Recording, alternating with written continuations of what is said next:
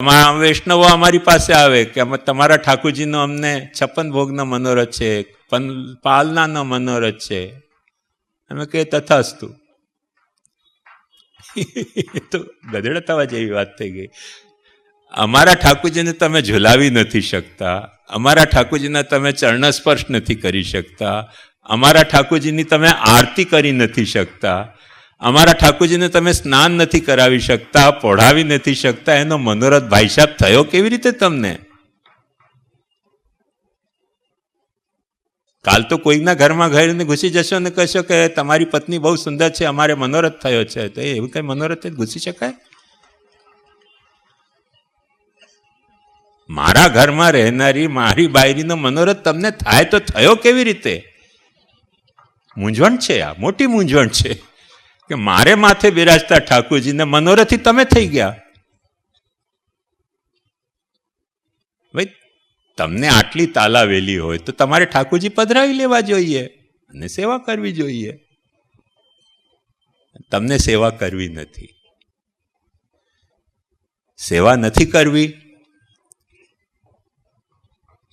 તો સેવા તમારો સ્વધર્મ નથી.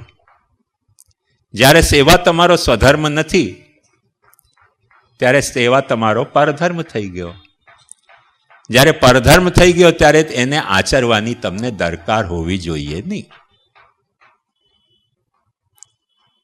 જે તમારો સ્વધર્મ હોય તેને આચરવાની તમારામાં તાલાવેલી હોવી જોઈએ. જે પરધર્મ હોય તેને આચરવાની તમારામાં દરકાર હોવી જોઈએ નહીં. હવેલી તમારી છે.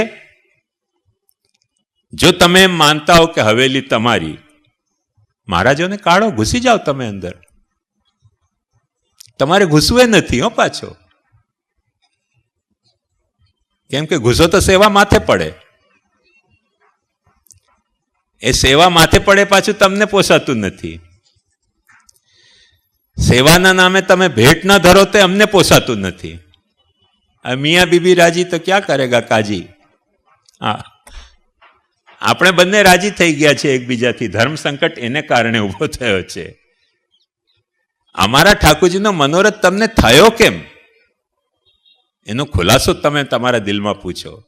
તમને તમારા માથે બિરાજતા ઠાકોરજીનો મનોરથ શા માટે નથી થતો એનો ખુલાસો તમારે તમારા હૃદયથી પૂછવો જોઈએ. કે તમારે માથે બિરાજતા નથી ઠાકોરજી, તેથી તમને મનોરથ નથી થતો. તો મહારાજ પાસે જાઓ, અમને સેવા પધરાવો. અમને સેવાનો મનોરથ થયો છે. એ ધર્મની વાત થઈ ગઈ. અમને ઘરમાં પ્રભુની સેવા કરવી છે, એ ધર્મની વાત થઈ ગઈ. ઘરમાં રાખવી નથી. કાર્લ માર્ક્સ કહેતો હતો કે મેરેજ કરવું, વિવાહ કરવો એ એક ગિલાસ પાણી પીવા માટે બાલ્ટીને ગલામાં લટકાવવા જેવી બેવકૂફી છે. એ તમે બધા માર્ક્સના અનુયાયી થઈ ગયા. એક પાલનાના મનોરથો માટે તમે કરાવીને છૂટ છટકી જાઓ છો કે અમને પાલનાનો મનોરથ છે, અમને 56 ભોગનો મનોરથ છે, હિંડોલાનો, ફૂલ મંડલીનો મનોરથ છે, અને બાલ્ટી ગલમાં લટકાવવા નથી માંગતા. એ કાર્લ માર્ક્સના અન્યાયી થતા. અમે મહાપ્રભુજીના અન્યાયી આપણે નથી રહી ગયા. મહાપ્રભુજીના જો આપણે અન્યાયી હોઈએ તો મહાપ્રભુજી સ્પષ્ટ વિધાન કરે છે કે દરેક પુષ્ટિ માર્ગી વૈષ્ણવે પોતાના ઘેરે, પોતાના માથે બ્રહ્મ સંબંધ દીક્ષામાં તમે શું કહ્યું હતું?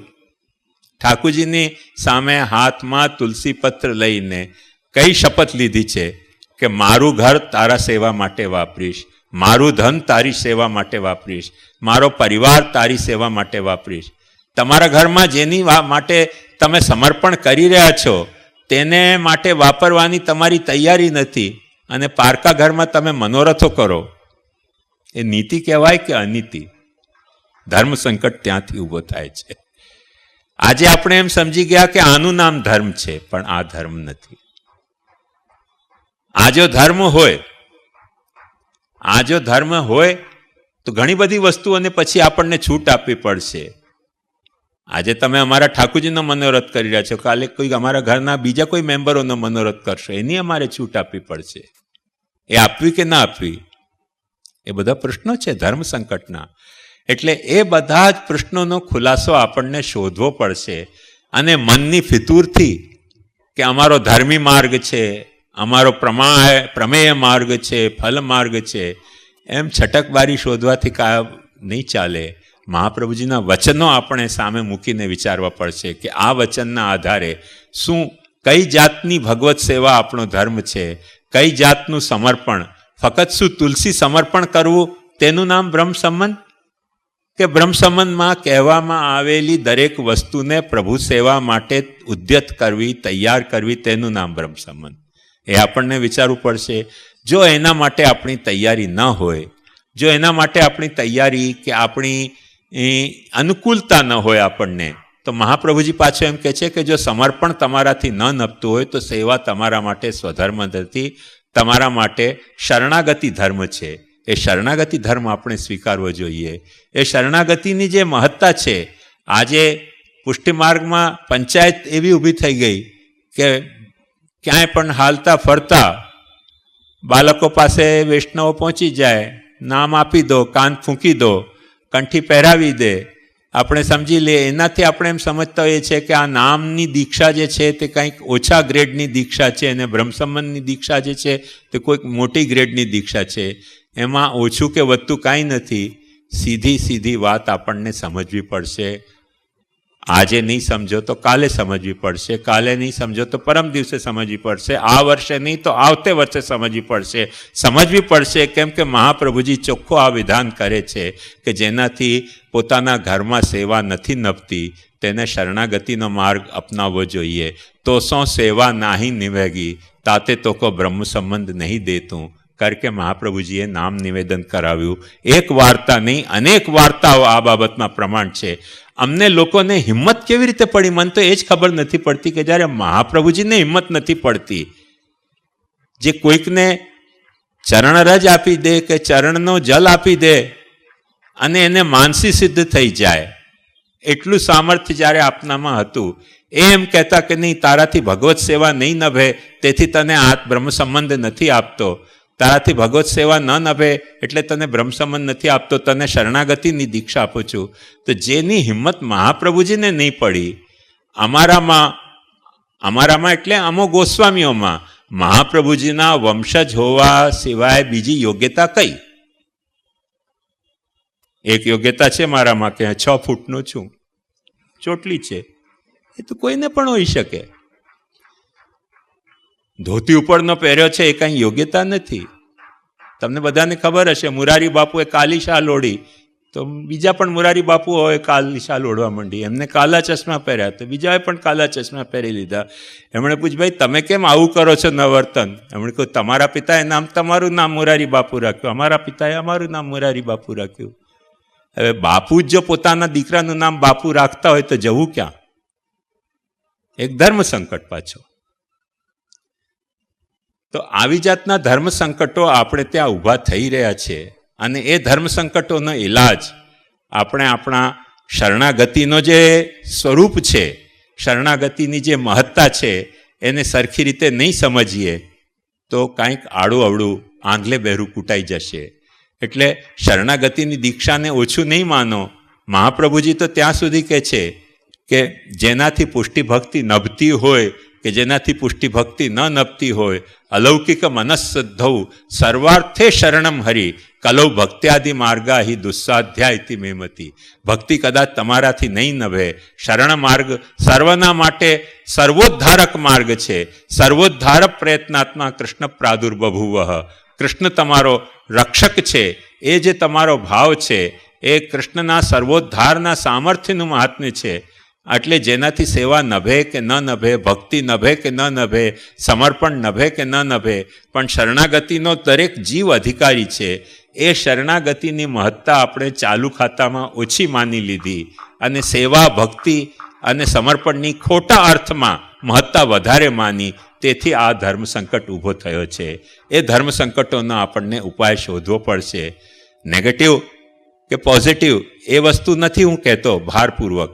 શરણાગતિની વિચારશો તો એ મળી જશે તમને ખુલાસો, અથવા નેગેટિવલી સોચશો કે સેવામાં શું ન કરવું જોઈએ, સમર્પણમાં શું ન કરવું જોઈએ, ભક્તિમાં શું ન કરવું જોઈએ, એવી રીતે નેગેટિવલી સોચશો તોય તમને શરણાગતિનો માર્ગ મળી જશે. કેમ કે મહાપ્રભુજી આજ્ઞા સ્પષ્ટ કરે છે કે શરણાગતિનો માર્ગ જે છે તે સર્વના માર્ગના અનુકલ્પ રૂપે છે અને સર્વ સુલભ માર્ગ છે. અને ભગવાન પોતે આજ્ઞા કરે છે સર્વધર્માન પરિત્યજ્ય મામેકમ શરણમ વ્રજ અહંત્વા સર્વ પાપેભ્યો મોક્ષયિષ્યામિ મા શુચ.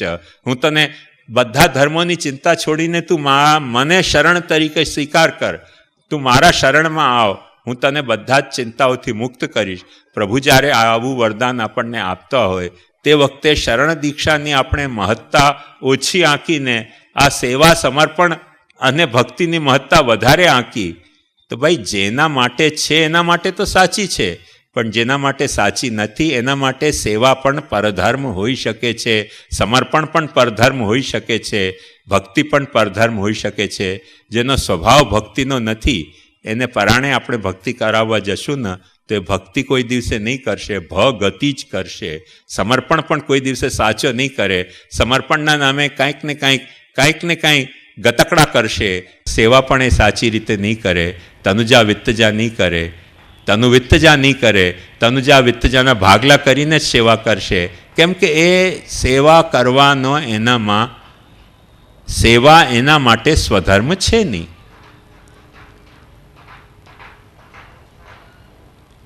લોકો લૂંટી લેતા હોય છે રાતના અંધેરામાં. એટલે ભાઈએ એક એવું વિચાર્યું કે લોકો લૂંટી લે છે એટલે દુકાનમાંથી ગલ્લો લઈને આપણે ઘરે જઈએ તે વખતે આત્મરક્ષા માટે બંદૂક રાખવી બહુ સારી વાત. કોઈકનાથી સાંભળ્યું, કોકે કીધું, કોઈકે એપ્લિકેશન આપી કે ભાઈ અમને આટલો ગલ્લો લઈને દુકાનથી ઘેરે જવું પડે છે, ત્યાં સુરક્ષા નથી એટલે અમને બંદૂકનું લાઇસન્સ આપો. સરકારી અફસરોએ કહ્યું કે હા આટલો ગલ્લો લઈને જતા હોય તો બંદૂકનો લાઇસન્સ આપી દેવો સારો. બંદૂકનો લાઇસન્સ આપી દીધો, બંદૂક લઈ લીધી. એક દિવસે હાંફતા ઘેર આવ્યા. એમના પત્નીએ પૂછ્યું કેમ આટલા બધા ગભરાયેલા છો? અરે બોલે આજે લૂંટનારાઓ બધા આવી ગયા હતા મને લૂંટવા. તેણે કહ્યું પણ તમારી પાસે તો બંદૂક હતી, તમને બીક છે નહીં? તો બોલે ગલ્લો લૂંટી ગયા, બંદૂક તો છોપાઈને રાખી હતી ને અહીંયા પેન્ટમાં, એ માંડ બચાવીને લાવ્યો છું, નહીં તો બંદૂકે લૂંટી જાત. બંદૂક રાખવાથી કોઈ સ્વધર્મ ન હોય ને, બંદૂક ચલાવવાનું તો બંદૂક રાખવાથી આત્મરક્ષણ નથી થતો. અને જેને આત્મરક્ષણનો માદો હોય છે ને એને બંદૂક વિના પણ થઈ શકે છે. તમે કદાચ વાંચ્યું હોય કે ન વાંચ્યું હોય, પણ એક બહુ પ્રસિદ્ધ કથા છે કે ઝેન સાધુ જે કરાટેના ચેમ્પિયન હતા એ ઓચિંતા જંગલમાં જઈ રહ્યા હતા અને દીપડો આવી ગયો. તે દીપડાને જોઈને એમણે ફક્ત એક ચોપ દીપડાના માથા ઉપર મારી, તે દીપડો ભાગી ગયો. આટલો વજનદાર એમનો ચોપ હતો, હથિયાર કાંઈ પણ નહોતો. એટલે બંદૂક જ આત્મરક્ષા થાય છે એવું નથી, વગર બંદૂકે પણ આત્મરક્ષા થઈ શકે છે. જો તમારામાં સામર્થ્ય, તમારો સ્વધર્મ હોય આત્મરક્ષા કરવાનો, અને તમારામાં આત્મરક્ષણનો સ્વધર્મ ન હોય અને તમને પરધર્મની જ અપેક્ષા હોય તો બંદૂક રાખીને પણ તમે કાંઈ નથી કરી શકતા. પુષ્ટિ માર્ગનું ધર્મ સંકટ મહદઅંશે આ વાતને આભારી છે કે જે ઠાકુરજીને સાચવવાના આપણે અધિકારી નહોતા એ ઠાકુરજીને સેવા કરનારા જબરદસ્તી આપણે સેવક બની બેઠા, અને એ ઠાકુરજીની સેવાના ઠેકાણે આપણે ઠાકુરજીનો ધંધો માંડી લીધો. એ આપણો જે સેવા આપણો સ્વધર્મ નથી તેનો આ દુષ્પરિણામ થયો. એક હકીકત છે, કબૂલ કરવી જોઈએ મારે, કે આમાં ગોસ્વામીઓ જ્યારે તમને મહાપ્રભુજીના સિદ્ધાંત સમજાવી નથી શકતા ત્યારે અમે ધૃતરાષ્ટ્ર જેવા થઈ જઈએ છીએ. ધૃતરાષ્ટ્ર એટલે રાષ્ટ્રને ધારણ કરનાર. ધારણ કરનાર કોણ? જેને આંખે દેખાતું ન હોય. હવે જેને આંખે જ ન દેખાતું હોય એ જો રાષ્ટ્રને ધારણ કરે તો એને પત્ની કેવી મળે પાછી? ગાંધારી. ગાંધારી એટલે કેવી? કે જે દેખાતી આંખે આંખ ઉપર પટ્ટા બાંધીને બેસી હોય. એ ગાંધારી કોણ? તમારી આંધળી શ્રદ્ધા. આંખ ઉપર પટ્ટા બાંધેની કે જે મહારાજ શ્રી કે તે વાત સાચી, જે કથા વ્યાસજી કહે તે વાત સાચી, પણ જે મહાપ્રભુજી કહે તે વાત સાચી કે નહીં એ વિચારવાનું આપણે ભૂલી ગયા. તો આ ગાંધારી અને ધૃતરાષ્ટ્રની પ્રજા તો કૌરવ જ થાય કે નહીં? પણ આપણે કૌરવ ન થઈએ, પાંડવ થઈએ. એના માટે આપણે એવા પાંડવ થઈએ કે ભગવાનને પોતાની ગીતા કહેવી પડે. એના માટે આપણને મહાપ્રભુજીના વચનોનું અવગાહન કરવું પડશે. અર્જુનની માફક મહાપ્રભુજીને વિનવવા પડશે કે કરીશ્ય વચનન તવ, હું તારું વચન કરીશ. તું મને બતાવ, તું મને સમજાવ કે આજે મારું કર્તવ્ય શું છે, આ ધર્મ સંકટમાંથી હું કેવી રીતે બહાર આવી શકું છું. મહાપ્રભુજીને આપણને વિનવવા પડશે કે આપ અમને સમજાવો. અને મહાપ્રભુજી પોતાના વાણીથી જ્યારે આપણને આ ધર્મ સંકટનું નિરાકરણ આપશે ત્યારે આપણે પુષ્ટિના માર્ગ ઉપર સાચા ચાલી શકશું. તો આપણને આપણો પુષ્ટિ માર્ગ ધર્મ માર્ગ છે કે ધર્મી માર્ગ એના વિવેચનનો સાચો અધિકાર મળશે.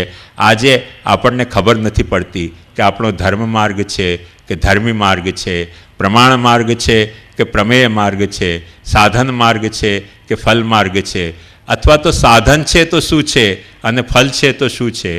ફલ છે તો કયા સાધનનું ફલ છે, અને સાધન છે તો કયા ફલ માટેનો આ સાધન છે? શું ધંધો ચલાવવાના ફલ માટે આ ભક્તિ માર્ગ છે? આજીવિકા પેટને પેટીયું રળવા માટે આ સાધન માર્ગ છે? એવું તો ન હોઈ શકે ને. આવો ભક્તિ માર્ગ ન હોઈ શકે.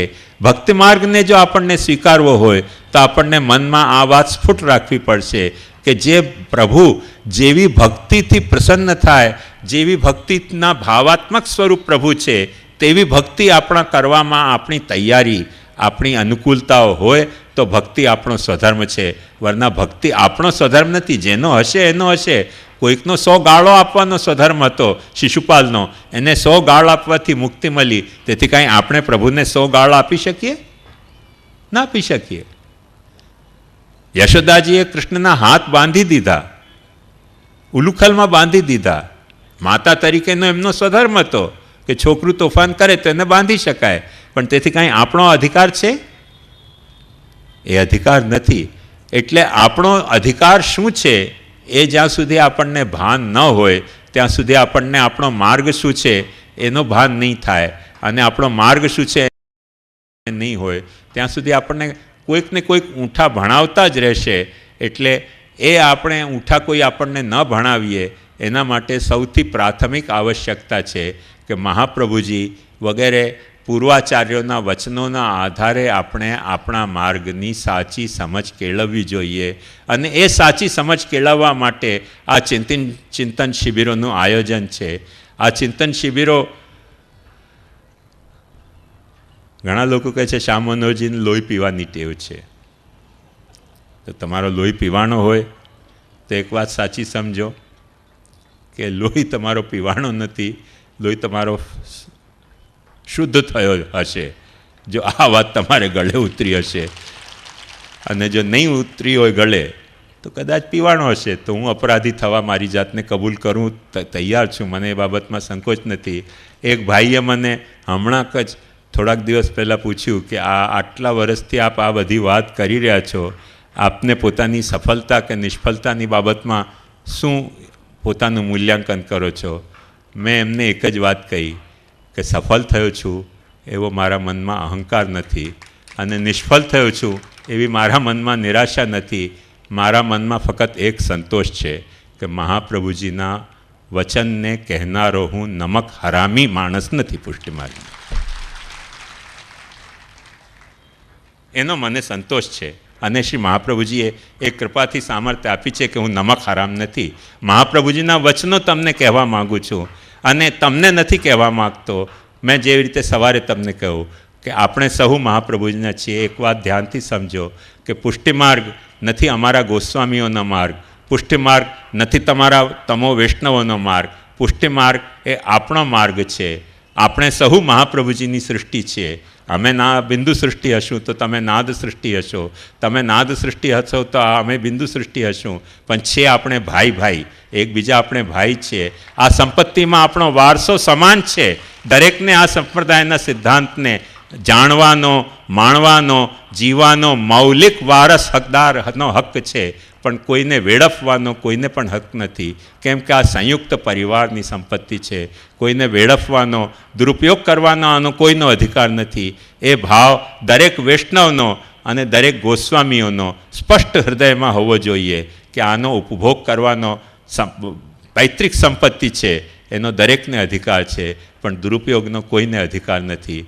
એ ભાવ રાખીને આપણે એક સંયુક્ત પરિવારની ભાવનાથી મહાપ્રભુજીનો વિલ શું છે, મહાપ્રભુજીનો વિલને ગુજરાતીમાં શું કહેવાય, વસિયતનામું શું છે, એ આપણે વિચારવું જોઈએ કે મહાપ્રભુજીએ કોને પોતાના વારસદાર ગણાવ્યા છે. એ આપણે વારસદાર થવા લાયક છે કે નહીં, નથી તો થવું જોઈએ આપણને.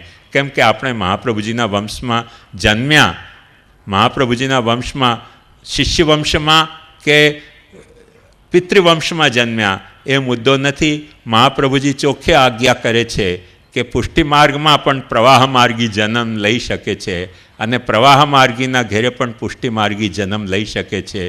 પુષ્ટિ માર્ગ જન્મથી નથી, પુષ્ટિ માર્ગ ભગવાનની કૃપાથી મળતો માર્ગ છે. પુષ્ટિ માર્ગ ભગવાનની કૃપા મેળવવાનો માર્ગ નથી. ભગવાનની કૃપા જેને મળી હોય તે પુષ્ટિ માર્ગ, તેને પુષ્ટિ માર્ગ મળે છે.